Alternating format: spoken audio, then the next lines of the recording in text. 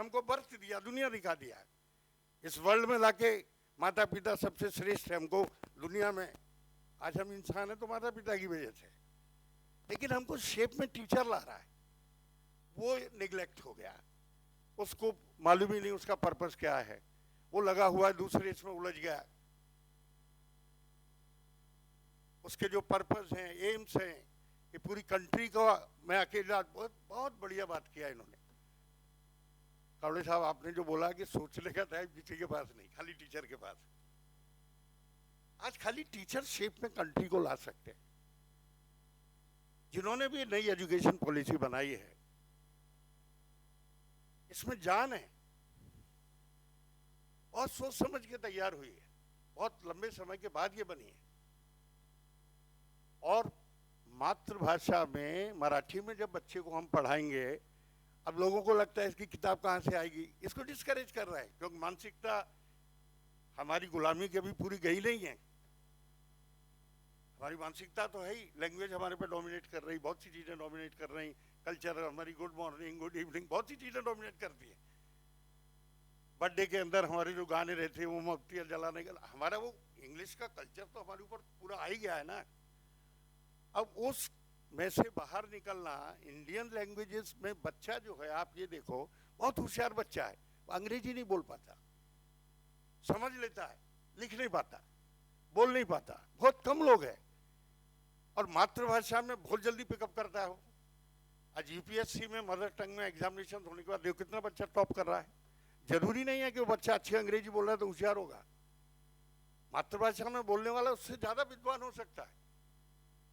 तो mother tongue में अगर ये एजुकेशन होगा तो इसके गेट्स गरीबों के लिए ओपन हो जाएंगे, वीकर सेक्शंस आ जाएगा। क्योंकि इंग्लिश कन्वेंट स्कूल में उसका बच्चा नहीं पढ़ रहा है, उसका बच्चा प्राइमरी स्कूल में है। अगर आप मातृभाषा में नहीं पढ़ाओगे तो 60% बच्चा वो गरीबी में ही रहेगा, वो फैमिलीज बाहर नहीं आएगी। वो फैमिली को बाहर लाना है तो उसके मदर टंग में पढ़ाएंगे, तब वो नीचे का क्लास आपके इंजीनियरिंग में, मैनेजमेंट में और बाकी जगह आएगा। इसलिए उसकी मातृभाषा में वो कनेक्ट होता है। मराठी में आपने बोला, आप इमीडिएट कनेक्ट हो गए। हमारे कई प्राइम मिनिस्टर अंग्रेजी में बोलते थे, कनेक्ट नहीं हुए।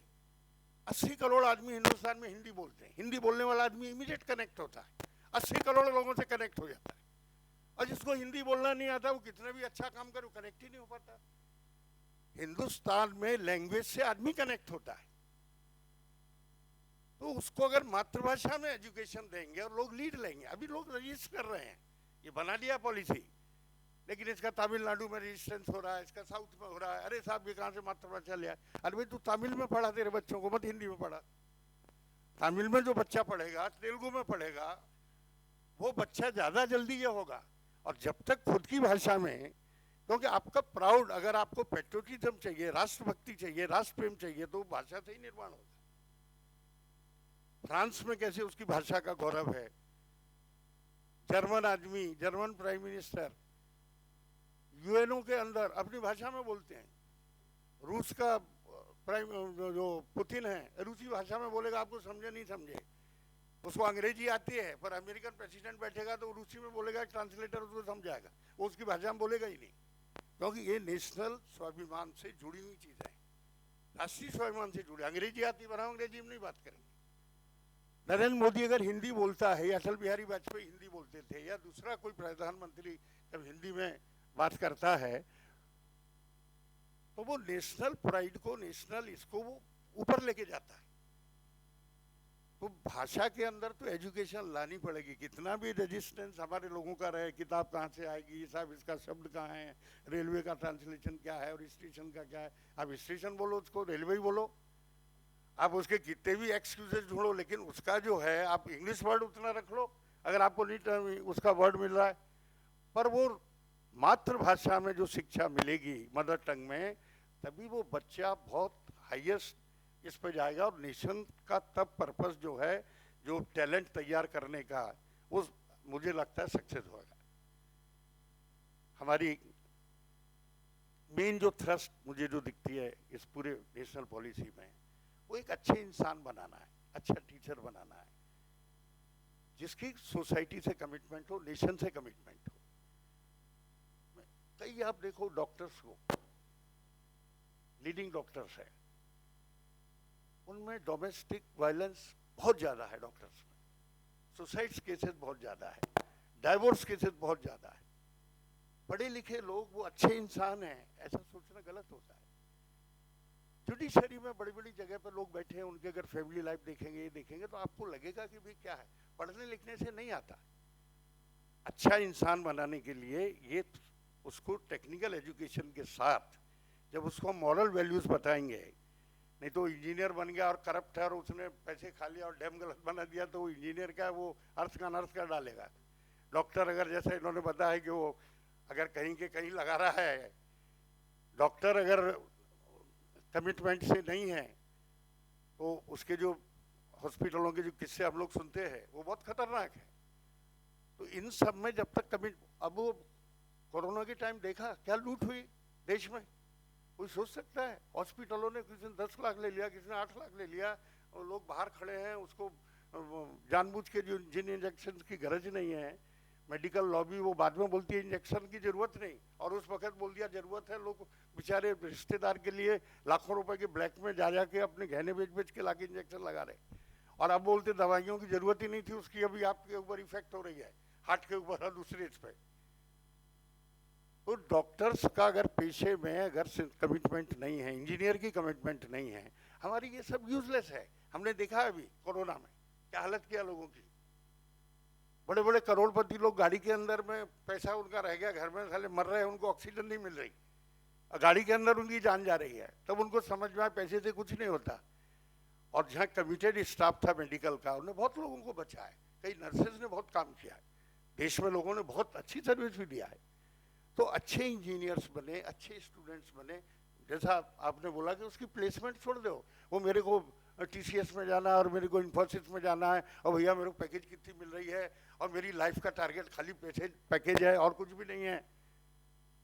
अरे भाई तू, कई मैं इंजीनियर्स को जानता हूँ, मेरे रिलेशन में है, जिन्होंने गैस एजेंसी शुरू किया, आज उनके गैस एजेंसी के इतने बड़े बड़े उन्होंने उसको डेवलप किया है, आज उनके एम्पायर खड़ी हो गई। अब कोई भी इसमें ऑर्गेनिक फार्मिंग में बहुत इंजीनियर्स आ गए, वो बोलते हैं साले पॉइजन खा रहे हैं लोग, जहर खा रहे हैं ये केमिकल से, मैं ऑर्गेनिक फार्मिंग करता हूँ। इतना आईआईटी का बच्चा ऑर्गेनिक फार्मिंग में, यूपी और बिहार के अंदर में बच्चे आते हैं, सोच नहीं सकते, ऑर्गेनिक फार्मिंग में आ गए। कई इंजीनियरिंग के आईआईटी के बेस्ट बच्चे, कई आईआईटी के बच्चे स्पिरिचुअल एजुकेशन में आ गए। हरे राम हरे कृष्णा में 80% आईआईटीज के बच्चे हैं जो स्पिरिचुअल लोगों को बताते हैं।